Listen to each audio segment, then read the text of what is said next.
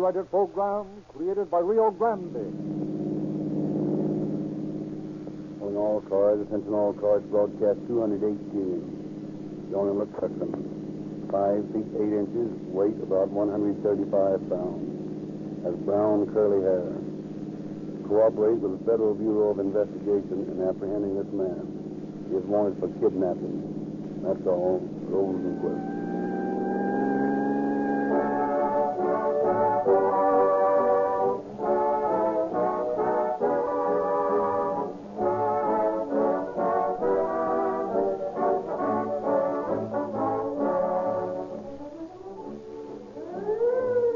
That sound, friend, is recognized by tens of thousands of motorists as the trademark of Rio Grande Crack. The gasoline that powers more public-serving emergency equipment wherever it is sold than any other brand. That means not only the police cars, fire engines, and ambulances in many, many leading California cities and counties, but the motor vehicles of both our state and federal governments as well. Such overwhelming popularity. Every division of government recommending and specifying the use of Rio Grande Crack. No other motor fuel can boast so eloquent an endorsement because only Rio Grande Crack delivers all the qualities demanded by the officials of city, county, state, and national government. It is your assurance that when you drive into the nearest red and white Rio Grande station and call for a tank full of Rio Grande Crack, you are getting not only the most highly recommended motor fuel in the West, but the finest gasoline that money can buy anywhere.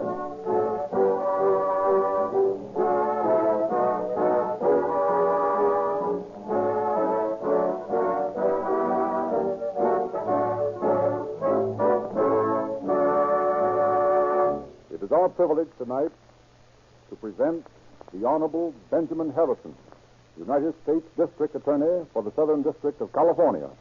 Mr. Harrison. Tonight, we are to hear one of the most baffling cases ever to face that efficient branch of the Department of Justice, the Federal Bureau of Investigation. Through the trail of blood money, the agents followed their kidnapper and murderer back and forth across the continent, and true to tradition, got their man and recovered the greater part of the ransom money. It must become increasingly manifest to those who are devoid of an appreciation of the rights of their fellow man that the opportunity of escaping detection for offenses committed over which the federal government has jurisdiction is becoming less and less. Certainty of punishment alone deters the criminal, and when those so inclined come to a full realization of this fact, life and property rights shall become safe. Society is succeeding in purging itself of those who refuse to conform to its regulations.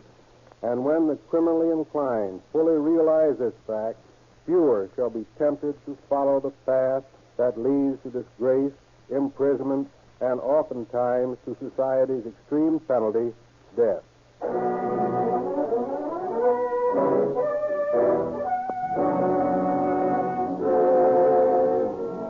In a secluded little inn near Sycamore, Illinois, a man and a woman have just finished dining.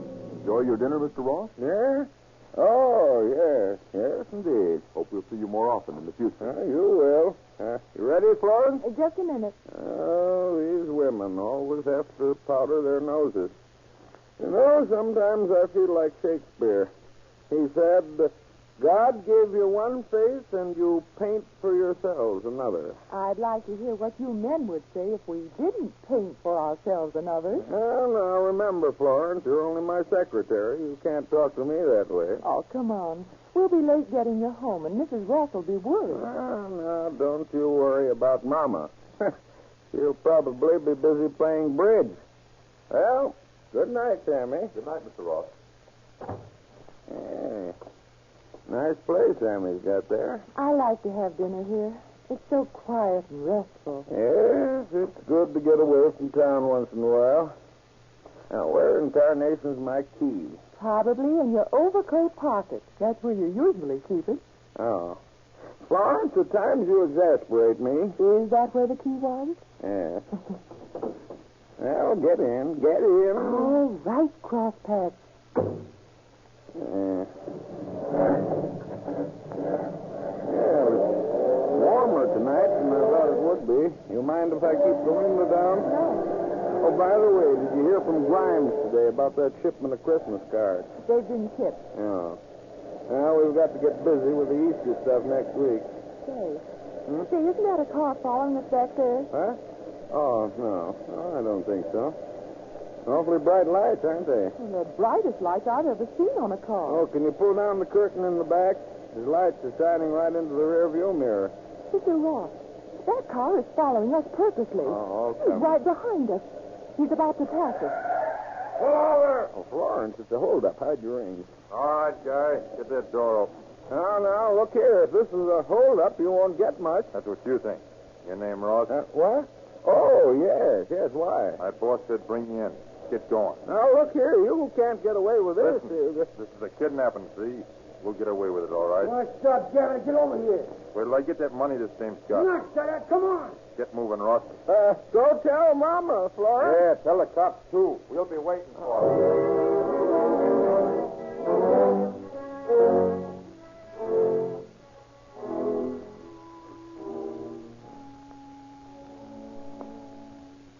Hey, Gray, get in here. What's eating you? Never mind, scram in here.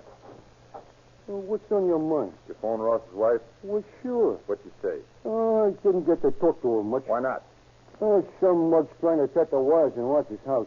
I can't get no privacy. We'll get privacy. Bring Ross in here. Okay. Hey, Ross, come in here. Is he loose? Why, sure. I thought I told you to keep him tied up. Well, he was tired of sitting in that there chair. Nobody's asking you for your opinion. You obey orders or else. Yes, what? Try it again and see. Well, what's wrong now? Shut your trap and listen to me. Who's your mouthpiece? Mouthpiece? Lawyer, chap. Oh, a lawyer. Ed Cunningham. All right, sit down.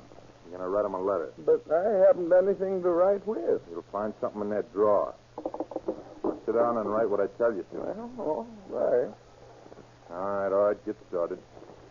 Tell him to get $50,000 in 5, 10s, and 20s. 50, but I haven't that much cash in the bank. Yeah?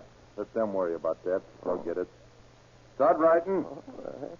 Tell him to give the dough to a motorcycle rider who's to wear a red and black coat. He's going to ride on a white motorcycle. Oh, all right. Yeah, making a show out of this, ain't you, Pete? It's my business. Button it. You got that, Ross? Yes. Tell him to send a rider out the road to Rockford. He's to get 5 miles from Rockford, and tell him to watch for a car with blinking lights. Oh, how about a pistol shot, too? Well, tell him to listen for a shot in the bushes. With There are blinking lights. flashlights from the side of the road.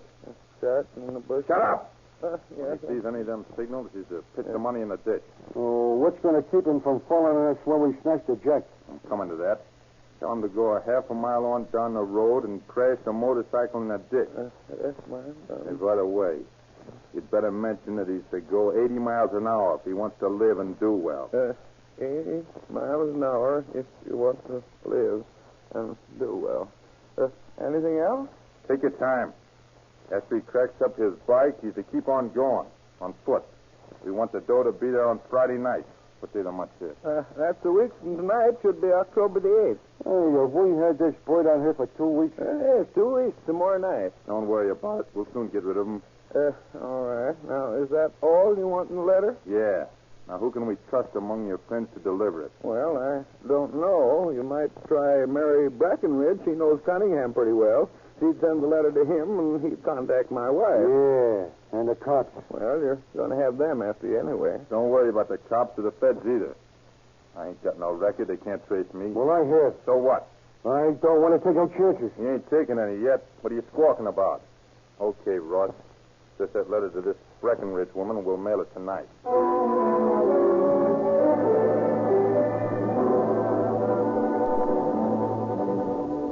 1 week later, on the night of October 8th, 3 men sat in the parked automobile. 5 miles east of Rockford, Illinois. Somewhere to the east, a lone rider sped toward the parked car.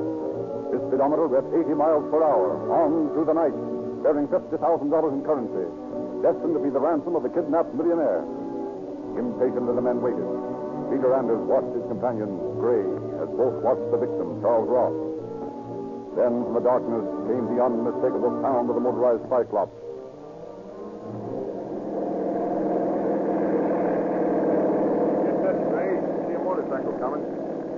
behind him when he passes. There he goes. Get going. I hope he has the money. He'd better have it. What are you going to do with me? We'll tend to you later. I thought we were going to tail this report. Give him the lights from dim to bright so he'll know it's us. You look back. I saw him. I ain't blind. Lay you off. Don't be so chumpy. Pipe down and flash them lights again. Okay, there you go. Yeah, he threw a package. You ought to be crashing in a second now. There he goes. Make a loop and let's get that jack. Well, he crashed all right. Get that door open and grab that jack. You get it? Yeah. All right, give me it. Don't grab. Shut up and get in. Get over there. How'd I know? Give me time to get it open. Oh, they won't double-cross you. Be too bad for you if they tried it, huh? Oh, boy, look at them babies. Let me feel them. Stop the car. What's the idea? Stop the car! I'm going to take a look at this stuff. Well, now that you've got the money, why don't you let me go? We'll take care of you. Stop worrying. Oh, I'm not worrying. I just want to get back to my family. No, Hardy, he said pipe down. 50,000 bucks. All in small bills, too. We'll be able to shove these anywhere. That's a lot of money. Yeah, but not enough. Huh? Well, what do you mean?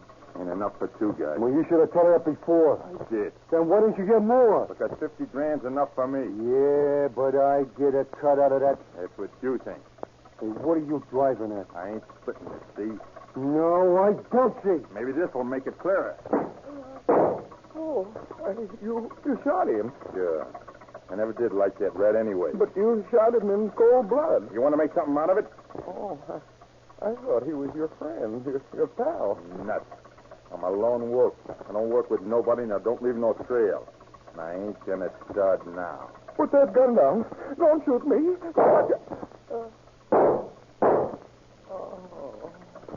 Screwballs. You had a lot of nerve to think I'd split this stove or let that bird get away.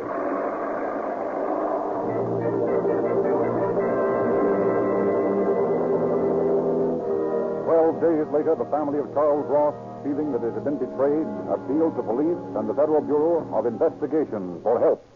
You say, Mrs. Ross, that you obtained the money just as ordered? Yes.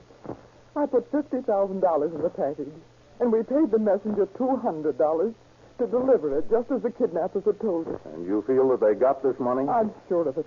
The messenger was picked up by a police car. He said that he'd seen the car which signaled him stop and pick up the package where he'd thrown it. They got the money all right, then. But that was 12 days ago, and I haven't heard a word from my husband or the kidnappers. I know my husband is dead. Well, I wouldn't conclude that, Mrs. Ross, simply because you haven't heard any word. Beg pardon, Chief, but here's that list of the ransom bills. Thanks. Well, Mrs. Ross, there's nothing any of us can do right now except keep a sharp lookout for those banknotes. As soon as any one of them shows up, we'll have a trail to follow. And you may depend on us, madam. We'll follow it. Thank you, sir. I know you will. You'll hear from us the first minute we have any information. Please let me know. Send Jones and the rest of the men in here. Sit down, boys. As you know, we've taken over the Ross case. Here are lists of the banknotes delivered to the Ross kidnappers. Mrs. Ross was just in here. She's positive her husband's not alive. Maybe she's right. Personally, I think she is. So far, we have absolutely nothing to go on. No place to start looking. Plus, we have all the information the police have. They've cooperated 100%. But the minute one of these bills shows up, I want you men to find out where it came from. We've got to break this case. Any questions? Any idea which way the kidnappers went after they got that money? Well, they're evidently working toward the Canadian border. At least they headed north after picking up the ransom money, according to the messenger.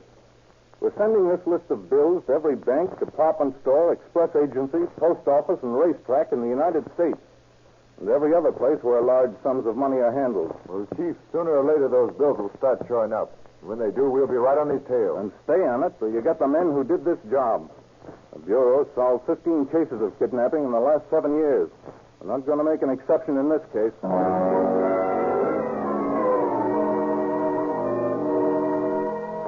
10 days later, the Federal Bureau of Investigation agents meet to report their findings.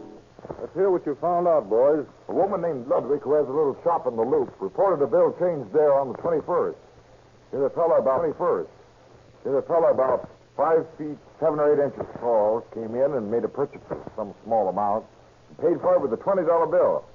I picked it up from her, and it checks with the list. A filling station man called Strimmel, F.H. Strimmel, took in one of them for some gas on the 25th. Just 5 days ago, huh? Mrs. Flanagan deposited a 10 spot in a bank out in Blue Island. We checked with her and found she got it on the 26th. Didn't remember when, though. Well, that was a Tuesday, wasn't it? Yes, sir. Who else found one? A woman who runs a little grocery over on the south side picked up another 20 Friday. She gave about the same description of the man as Mrs. Ludwig did. Oh, then our man will still be in this neighborhood. I traced the other 20 to a bank over in Indiana Harbor, deposited a fellow named William. Yeah, out of the state, huh? Yeah. Looks that way. Well, we'll find him no matter where he goes. But as the search spread, the trail of hot money disappeared. Weeks passed. Then from Spokane, Washington, came a message to the BFI. 3 $20 banknotes bearing serial numbers listed as ransom money in the Charles Ross kidnapping were deposited in a local bank today. From Portland, Oregon, came news. Agents of the FBI were searching the state of Oregon today for the man who used a $10 bill to buy candy in a downtown store. The bill appears on the list of ransom money paid in Chicago for the release of the kidnapped millionaire, Charles Ross. Suddenly, the trail disappeared again. Throughout the United States, trained eyes peered at every $5, $10, and $20 banknote that appeared in teller's cages. Then, in New York City, Mr. Green, I just received this bill on a deposit sent in by a customer of ours.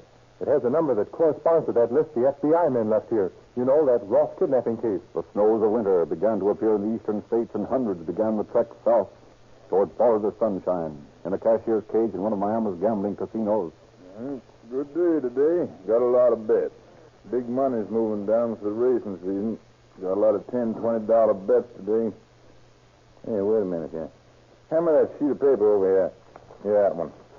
I want to check the serial number of this bill against that. Well, what do you know about that? Here's one of those bills stayed in that Ross case. Give me that phone. I'm going to call the FBI. From Washington across the United States and into Florida, the trail had led the federal investigators. Then from New Orleans came word. Chief, I just got through questioning that boy we picked up for counterfeiting. Found this telegram on him. Let me see it. Anders on way to New Orleans. Meet him and assist him in his work. You find out who this Anders is? He claims he doesn't know Anders, but he says the work is getting rid of the hot money in that Ross case in Chicago. Oh, so Anders the name of one of that gang, is it? Looks like it. Let's get the FBI men over here and let them talk to this gentleman. Thus entered a name into the case, but police records in Chicago revealed no Anders with a criminal past. FBI records in Washington recorded no Anders. Though every available man was rushed to New Orleans, Anders did not appear. Then, back in Chicago. Jones, sir? Where's that man the police want us to question? Right in the next room, sir. Bring him in. All right. Bring that prisoner in here, will you? Sit down. What's your name? John New. You're being held on suspicion of robbery by the Chicago police. That right? Yes, sir. I understand you flew in from Los Angeles. That's right. What were you doing out there? Well, I drove a fellow out in this car. Who was he? A fellow named Drury. Sure it wasn't Anders? No, I never heard of any Anders. How'd you happen to decide to drive this Drury to California? Well, I used to run around with a bunch of fellows that he knew, and one day he came to me and he said he was hot and had to lamb. So I said, "What's hot about you?" And he said, "Well, never mind, I'm hot and I'm on the lam. I'm going to L.A., and I need somebody to drive me out because I can't drive." So I took him. Did you find out what he'd done? No, that wasn't none of my business. He paid me 5 C's for the job, so I didn't ask no questions. What's this suspicion of robbery charge against you? That's a bank job I pulled before I left. Pull any more of them on your way to California?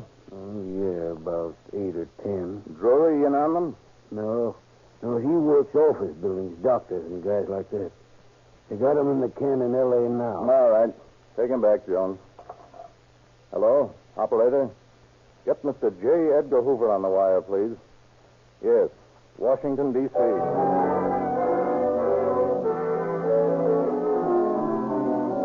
Meantime, in one of the counting cages in the Federal Reserve Bank in Los Angeles. Well, boys, better make another spot check today for those Ross ransom notes. Yes, sir. We think we'll find anything on their list? No, I don't know. We've been looking over money ever since we got that list last October. Well, here's a bunch of bills that just came in from the Bank of America. You mind to look them over? Okay. Hey, give me that list a minute. You found something? I don't know. Yeah, I believe I have. Well, let me see. There we are. There's one of them, a 20. Boy, George, you're right. Let's find out where it came from to the Bank of America. Here, look. Here's a band that was around this bunch of bills. It was deposited by Santa Anita Racetrack. Boy, you've got something there. Well, we got to tell the boss so he can get the G-men on this.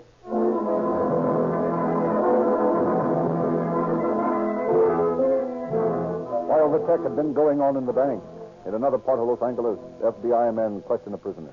Drury, this is Mr. Hoover in charge of the Bureau of Investigation. He wants to ask you a few questions. They may be the same ones that I'd asked, but that won't make any difference to you. Okay, Mr. Hanson. Now, according to our information, Drury, you came out here from Chicago. That's right. And you left about the time the Ross ransom was paid. No, you can't pin that on me. I'm clean. I ain't got no hot paper on me. You can't tie me to that job. Now, wait a minute. Take it easy. We're not here to give you any third degree. We don't work that way. We want a plain statement of facts from you, and that's all. You say you were not connected with the Ross case. No, sir. I was in Indiana when that job was pulled. I can prove it. How? Well, there was a bank job pulled in northern Indiana just after I landed out of Shack. I see. What else? Well, I worked my way out to the coast by easy stages. Yeah, so I've been told. Who told you? A friend of yours named John New back in Chicago. Listen, I ain't admitting nothing, see? I'm clean. I ain't admitting no robbers or nothing. You can't pin anything on me. Now, wait a minute. Now, we're not going to go through all that again. If you're not implicated in the Ross case, we're not interested in you. But believe me, we're going to find out in our own way whether or not you are implicated. Yes? This is John Hanson speaking. Yes? All right, we'll investigate it right away. The hot lead on the Ross case at Santa Anita. Now, what is it? Oh, wait a minute. Drury, we're going to let you think things over. We want to ask you some more questions later. You can take them out now. He's not our man. I'm convinced of that. Now, what's this lead you That have? was the Federal Reserve Bank that just called me. They found 18 of the ransom bills. Where? They've come in from the Bank of America, and they've been traced through that bank to the Santa Anita racetrack. Now, get your men together and let's get out there.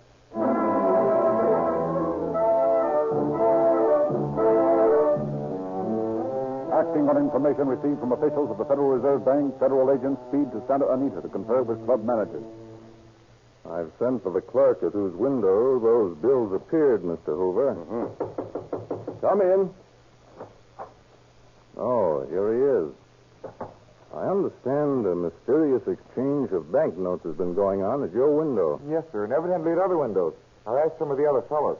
How many sellers have you here, Dr. Strube? 300 on ordinary days, 500 on Saturdays and holidays.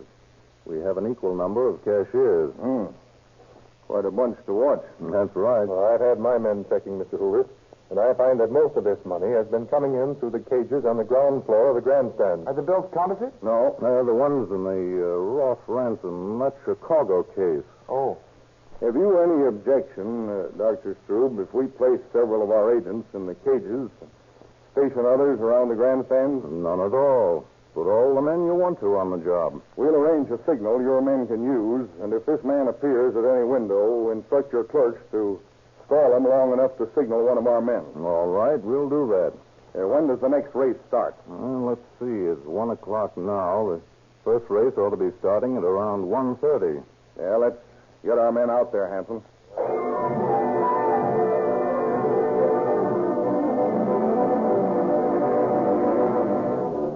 The first few days passed without one of the wanted bills appearing.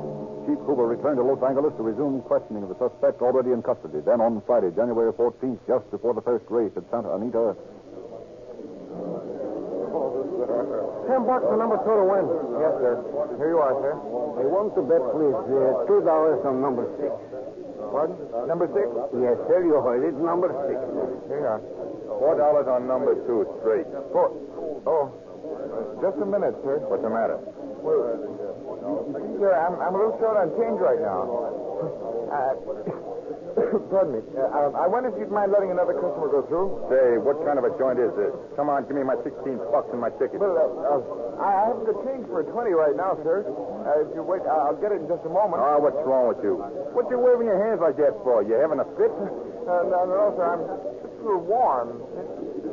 It's warm in here, don't you think? Ah, nuts. Here, give me that bill. Here's $2. Put it on the note. All right. $2 at number 5. Pardon me a moment, madam. I saw your signal, but I couldn't get over here. The crowd's too thick. I saw that man again. He wanted to bet $4. I told him I didn't have the change. All right, get back to your counter. All right. Act like everything's all right. He'll be back. We'll stick around your window.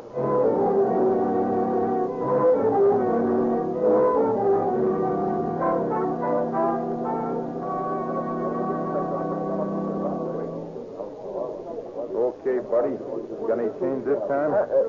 Yes, sir. I think so. Just a minute. Still warm, I see. Yes, sir. I never saw anybody get cool waving his hand. Well, that depends on your point of view. Who the devil are you? Federal Bureau of Investigation agent. Come along. Hey, what's this all about? Just come along nicely now and don't start anything. Those 4 men right behind us are friends of mine. Those bulges under their coats are guns, so take it easy. Okay, buddy, okay. Don't get sore. Just wanted to know what the beef was this time. We want to ask you some questions about those $10 and $20 bills you've been circulating. Oh, for them. I didn't know they was queer. I didn't say they were. Let's go. Where to now? Back to Los Angeles. Chief of the Bureau wants to see you.